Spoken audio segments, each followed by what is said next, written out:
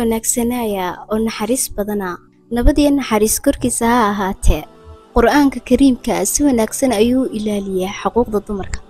in badan ayaan isku dayay inaan baaritaan ku sameeyo quraanka kariimka oo aan qaladaad ka helo laakiin mid qaladaba kuma jiro muslimiintu waa dad aad u naxariis badan waayo waxay haystaan diinta xaqa ah islaamnimaduna oo nimco ilaahay uu ku manaystay waxaan ahay qof dameer ku safray oo naftiisa halis ku sigatay si aan u soo ogaado xaqiiqada islaamka waxaan ogaaday diinta xaqa ee koonkan ka jirta inay tahay islaam. Ivan Redley waa saxaafad Ingiriisiya oo caana maalin maalmaha kamid ah ayaa waxay isku dayday in ay baaritaan ku samayso dawladda Afghanistan xogag badanna ay ka soo ururiso si dhaqso ayay u tagtay iyadoo isqarinaysa kuna labisan dharka Afghanistaniinta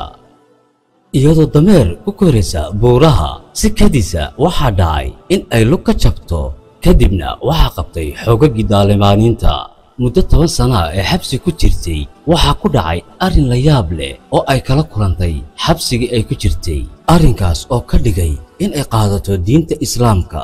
bal aan ogaano maxaa helay se maxaa ku kalifay in ay qaadato diinta islaamka inta aanan dib bilaabin daawadayaasheeda qaaliga oo ku xidhan channelka Zamir Jamaal waxaan idin codsan lahaa inaad channelka kor noogu qaadaan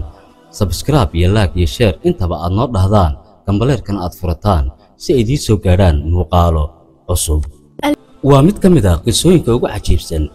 ee ku dhacay wariyadan ka soo jeeda dalka Ingiriiska waxayna tiri diinta islaamku waa nasteexo waa nimco ilaahay adoomadiisa ku manaysto